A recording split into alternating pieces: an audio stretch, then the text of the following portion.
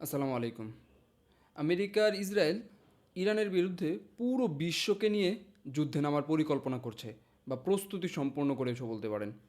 এর আগে যুক্তরাষ্ট্র ইরানে ব্যাপক মাত্রায় হামলা চালায়, মোটামুটি তেহরানকে একটা ধ্বংসস্তূপে পরিণত করেছে। এই গত 2 থেকে 3 দিনের হামলায় এই পরিমাণ হামলা করেছে। গতকালকে একটা রিপোর্ট দিয়েছিলাম, আপনারা জানবেন, গত 30 ঘন্টায় যুক্তরাষ্ট্র আর ইসরায়েল মিলে প্রায় 2400 বোমা মেরেছে ইরানে। আর এর মধ্যে সবচেয়ে বেশি হামলা হয়েছে তেহরানে।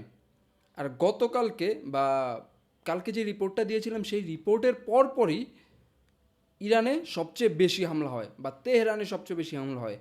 এরপর গত 24 ঘন্টায় তেহরানে সবচেয়ে বেশি হামলা হয়েছে, তেহরানের বাইরে খুব বেশি হামলা হয়নি।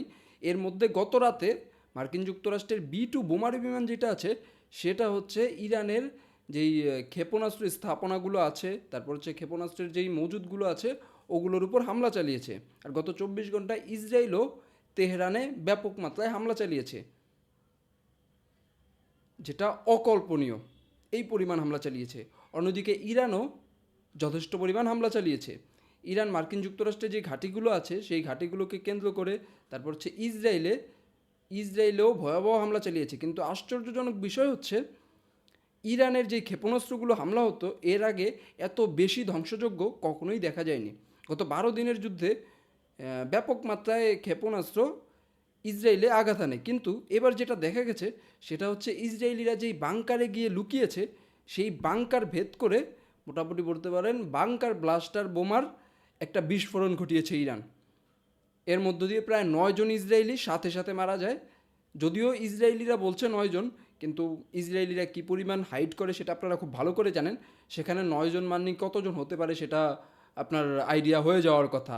তারা বলছে 9 জন, 9 জন মারা গিয়েছে, প্রায় 10-15 জন আহত হয়েছে। সেখানে আপনি ধারণা করতেই পারেন কী শক্তিশালী হামলা ছিল। আর প্রতিনিয়ত ইরানের এই হামলা বৃদ্ধি পাচ্ছে। যখন দেখা যাচ্ছে যে ইরানের একটি মিসাইল গিয়ে আঘাত হানছে তখন ধ্বংসযজ্ঞের বিস্তৃত অনেক বেশি হচ্ছে। গত 12 দিনের যুদ্ধের চাইতে এবারের মিসাইলগুলো খুব বেশি ধ্বংসযজ্ঞ চালাচ্ছে। অন্যদিকে মধ্যপ্রাচ্যের যে দেশগুলো আছে এই দেশগুলোতেও ইরান হামলা চালাচ্ছে। আর ইরানের হয়ে বা ইরানে এই হামলা চালানোর মাঝখানে যেটা ঘটছে সেটা হচ্ছে সৌদি আরবের আরামকো কোম্পানিতে বা সৌদি আরবের আরামকোর যেই তেল উৎপাদন ক্ষেত্র আছে সেখানে কেউ একজন হামলা করে দিয়েছে, কিন্তু ইরান বলছে ইরান সেই হামলা করেনি। এখন সৌদি আরব হয়তো বা এটা যাচাই বাছাই করে দেখবে। আর এই ধরনের রেকর্ড যুক্তরাষ্ট্র আর ইসরায়েলের আছে যে নিজেদের মিত্রদের হামলা করেই শত্রুপক্ষের উপরে চাপিয়ে দেয়। এই ধরনের রেকর্ড আমেরিকার ইসরায়েলের অনেক আছে। এখন যেই কথায় ছিলাম সেটা হচ্ছে মার্কিন যুক্তরাষ্ট্র কীভাবে পুরো পৃথিবীকে নিয়ে ইরানের দিকে এগোচ্ছে। যেমন আপনারা জানবেন জিসিসিভুক্ত দেশগুলো বা আরব যেই কয়টা দেশে হামলা হয়েছে সেই কয়টা দেশ মোটামুটি খুব কঠোর বিবৃতি দিয়েছে ইরানের বিরুদ্ধে, যে ইরানের এই হামলা আমরা মানি না। ইরান এই হামলা আমাদের দেশের মানুষের বিরুদ্ধে করেছে, এই হামলার বিরুদ্ধে আমরা প্রতিক্রিয়া জানাতে পারি। এই ধরনের প্রিপারেশনের পরে খবর আসছে সৌদি আরব তার সেনাবাহিনীকে প্রস্তুত থাকতে বলেছে। এটা একদমই সাধারণ একটা খবর, যেহেতু সৌদি আরবের ইরানে হামলায় ভূমিকা ছিল।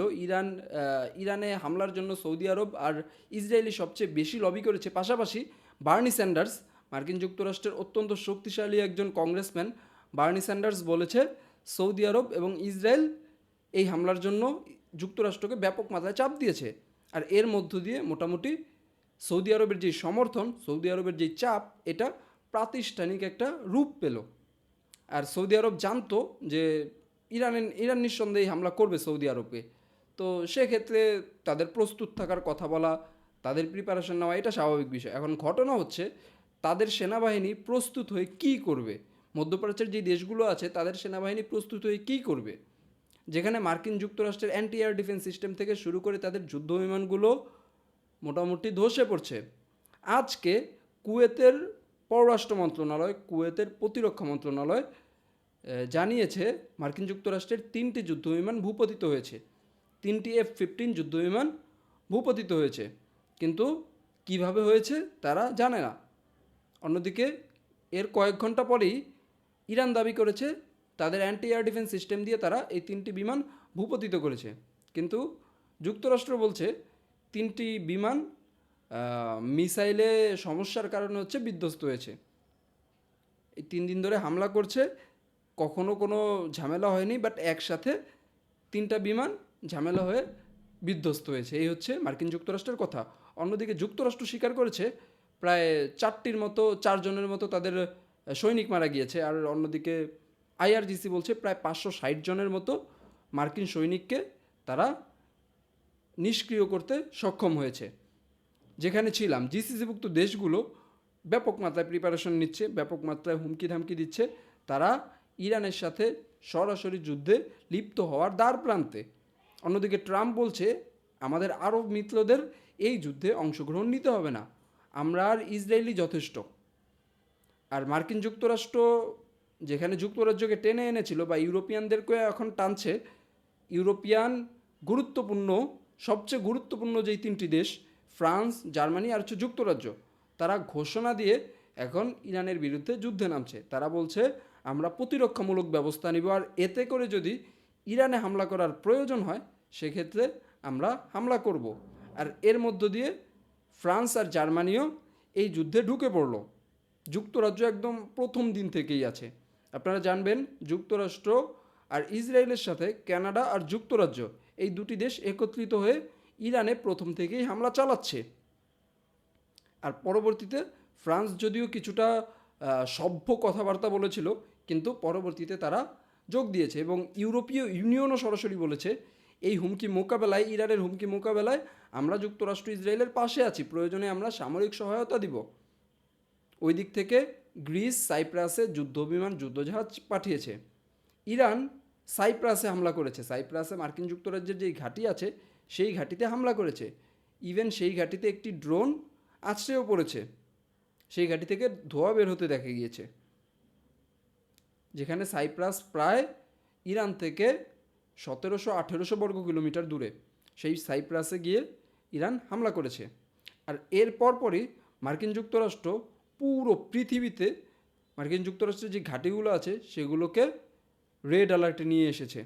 এখন এটা অবিশ্বাস করার কিছু নেই বা এটা অসম্ভব না যে ইরান দক্ষিণ কোরিয়ায় হামলা করছে। যদিও দক্ষিণ কোরিয়া মোটামুটি দেখা যাচ্ছে ইরানের যেই মিসাইল সেই মিসাইলের রেঞ্জে নেই, কিন্তু এমনও হতে পারে তারা অন্য কোনো পলিসি অ্যাপ্লাই করে অন্য কোনোভাবে হয়তোবা তাদের কিছু মিসাইল আছে যেগুলোকে 200-500 কিলোমিটার বৃদ্ধি করা যায়, এই ধরনের এক্সট্রা টেকনোলজি অ্যাড করে তারা এই ধরনের হামলা চালাতে পারে। কিন্তু এটার সম্ভাবনা খুবই কম, কারণ হচ্ছে একটা মিসাইল মডিফাই করতে ব্যাপক সময় লাগে। তো সেক্ষেত্রে এটার সম্ভাবনা কম হলেও মার্কিন যুক্তরাষ্ট্র পুরো পৃথিবীতে তাদের যেই ঘাঁটিগুলো আছে সেই ঘাঁটিগুলোকে রেড অ্যালার্টে নিয়ে গেছে যাতে ইরানের এই হামলা থেকে রক্ষা পাওয়া যায়। এখন ঘটনা হচ্ছে মধ্যপ্রাচ্যে মার্কিন যুক্তরাষ্ট্রের যে ঘাঁটিগুলো ছিল সবচেয়ে গুরুত্বপূর্ণ ঘাঁটি ছিল হলো গিয়ে কাতারের আল উদেইদ বিমান ঘাঁটি। কাতারের ঘাঁটি থেকে শুরু করে সংযুক্ত আরব আমিরাত, বাহরাইন, কুয়েত, এই 4টি দেশের ঘাঁটি মোটামুটি সবগুলোতে ইরান হামলা করেছে এবং ব্যাপক মাত্রায় ধ্বংসযজ্ঞ চালিয়েছে। সৌদি আরবে যদিও সবগুলো ঘাঁটিতে হামলা করতে পারেনি, সৌদি আরবে কিছু ঘাঁটিতে হামলা করেছে এবং সৌদি আরবে যেই মার্কিন সেনা যেই হোটেলগুলোতে গিয়ে উঠেছে সেই হোটেলগুলোতে ইরান হামলা করছে। যদিও এটা কতটুকু সত্য সেটা প্রশ্নের বিষয়, কারণ হচ্ছে ইসরায়েল আর যুক্তরাষ্ট্র এভাবে সাধারণ মানুষের উপর হামলা করে দাবি করে যে সেখানে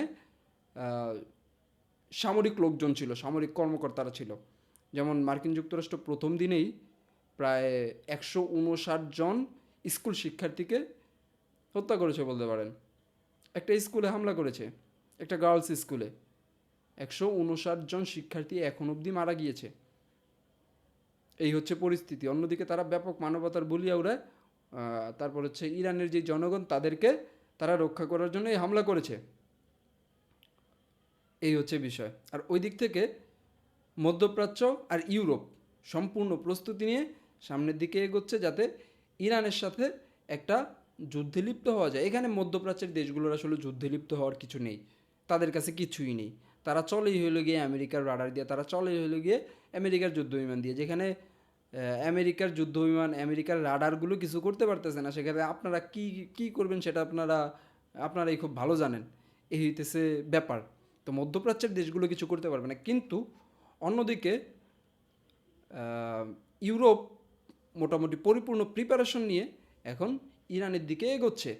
ফ্রান্স, জার্মানি, যুক্তরাজ্য তাদের সর্বোচ্চ শক্তি দিয়ে চেষ্টা করবে যত দ্রুত সম্ভব এই যুদ্ধ শেষ করতে। কারণ হচ্ছে তাদের যেই প্রধান টার্গেটগুলোর মধ্যে একটি হচ্ছে আয়াতুল্লাহ আলী খামেনিকে হত্যা করা। সেটাতে তারা সক্ষম হয়েছে এবং ঊর্ধ্বতন কর্মকর্তাদের তারা মেরে ফেলেছে। আর ট্রাম্প এটাও দাবি করছে যে তার সাথে যারা যারা মারা গেছে তারা মোটামুটি 2-3 লেয়ার অবধি আসতে পারতো, বা ক্ষমতাসীনদের 2-3 লেয়ার আমরা ভেঙে দিয়েছি, এই ধরনের কথাবার্তা বলছে। কিন্তু ইরানের গভর্নমেন্ট এখনও মোটামুটি টিকে থাকার মতো অবস্থায় আছে।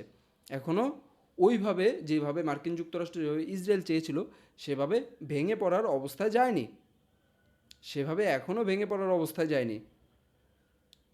আর এই অবস্থায় আইআরজিসি ব্যাপক মাত্রায় হামলা চালাচ্ছে, যেটা আগের চাইতে বা গত 12 দিনের যুদ্ধের চাইতে অনেক বেশি। মার্কিন যুক্তরাষ্ট্র কখনো কল্পনাও করতে পারেনি যে ইরান এতটা ভয়াবহ হামলা চালাবে। অন্যদিকে ইরানের মেইন টার্গেট ছিল, বা যেটা বলে আসছিল ইরান, যে রণতরীতে হামলা করবে, যদিও এখনও রণতরীতে ওইভাবে কোনো ক্ষয়ক্ষতির চিহ্ন দেখা যায়নি, বা 4টি মিসাইল মেরেছে, শুধু 4টি মিসাইল ত্যাগ করেছিল, কিন্তু ওইভাবে তেমন কোনো ক্ষয়ক্ষতি হয়নি। কিন্তু ইরান যেটা চাইছে সেটা হচ্ছে ইসরায়েলের যথেষ্ট পরিমাণ ক্ষতি করে পাশাপাশি মার্কিন যুক্তরাষ্ট্রের আশেপাশে যে ঘাঁটিগুলো আছে, কম দূরত্বে যে ঘাঁটিগুলো আছে, সেই ঘাঁটিগুলোতে হামলা করতে। কেননা রণতরী মার্কিন যুক্তরাষ্ট্র ইরানের যেই মিসাইল রেঞ্জ, সেই মিসাইল রেঞ্জ থেকে অনেকটাই দূরে নিয়ে রেখেছে। এখন তারপরেও কিছু মিসাইল আঘাত আনার সম্ভাবনা তৈরি করার চাইতে ইরান মধ্যপ্রাচ্যের যে ঘাঁটিগুলো আছে যুক্তরাষ্ট্রের, সেই ঘাঁটিগুলো এবং ইসরায়েলে হামলা করতে স্বতঃস্ফূর্ত বোধ করছে। এই কারণে তারা ইসরায়েল আর মধ্যপ্রাচ্যের ঘাঁটিগুলোতে হামলা করছে। সাইপ্রাস অবধি তারা পৌঁছে গেছে। এটা এখন সম্পূর্ণরূপে আঞ্চলিক একটা যুদ্ধে পরিণত হয়েছে। ওই দিক দিয়ে তারা হরমুজ প্রণালী বন্ধ করে দিয়েছে। আইআরজিসি হরমুজ প্রণালী বন্ধ করে 4টা জাহাজে হামলা করেছে। আর ওই দিক দিয়ে ইরানের পররাষ্ট্রমন্ত্রী আব্বাস আরাকচি বলছে, আমরা হরমুজ প্রণালী বন্ধ করতে চাই না। হরমুজ প্রণালী বন্ধ করে অর্থনীতির ক্ষতি করার, পুরো বিশ্বের অর্থনীতির ক্ষতি করার আমাদের কোনো ইচ্ছা নেই। অন্যদিকে ইউরোপে কাতার গ্যাস উত্তোলন বন্ধ করে দেওয়ার ঘোষণা দেওয়ার পরে কাতার হচ্ছে তাদের গ্যাস উত্তোলন করা বন্ধ করে দিয়েছে, বা সেই ক্ষেত্রে হামলা হয়েছিল, এই কারণে কয়েক ঘন্টা আগেই গ্যাস উত্তোলন করা বন্ধ করে দিয়েছে। আর এই ঘোষণার পরপরই ইউরোপে জ্বালানির দাম, গ্যাসের দাম প্রায় 50% বেড়েছে, আর যুক্তরাষ্ট্রে বেড়েছে 5%। মাত্র 3 দিনে 50% বাড়া আর 5% বাড়া, আপনি বুঝতেছেন? এখানে যদি 1 সপ্তাহ হরমুজ প্রণালী বন্ধ থাকে, সেক্ষেত্রে পুরো পৃথিবীর কি একটা অবস্থা হবে। আর যুক্তরাষ্ট্র এই ধরনের কোনো চিন্তা না করে, পুরো পৃথিবীর চিন্তা না করে, শুধুমাত্র ইসরায়েলের কথায়, শুধুমাত্র ইসরায়েলকে রক্ষার বুলি আউড়িয়ে দেন হচ্ছে ইরানে হামলা করে দিয়েছে। আর ইরানও মনে হয় না এত সহজে থামার পাত্র। যেখানে আয়াতুল্লাহ আলী খামেনিকে হত্যা করেছে, যেখানে আয়াতুল্লাহ আলী খামেনির উপর সরাসরি হামলা করা হয়েছে, আয়াতুল্লাহ আলী খামেনি ছিল তাদের রেড লাইন। অন্যান্য শিয়া মিলিশিয়া গ্রুপগুলোও বলেছিল তোমরা ইরানের উপর হামলা করো, যেমন হিজবুল্লাহ সরাসরি বলেছিল তোমরা ইরানের উপর হামলা করো, কোনো সমস্যা নেই। কিন্তু আয়াতুল্লাহ আলী খামেনির উপর একটা আঁচড় আসলে আমরা ঝাঁপিয়ে পড়বো, ঠিক সেটাই করেছে হিজবুল্লাহ। আজ ইসরায়েলে হামলা করেছে। এর এগেনস্টে ইসরায়েল কী করেছে? ইসরায়েল হচ্ছে সাধারণ মানুষের উপর হামলা করেছে। প্রায় 59 জন সাধারণ মানুষ পৃথিবী ছেড়ে চলে গিয়েছে।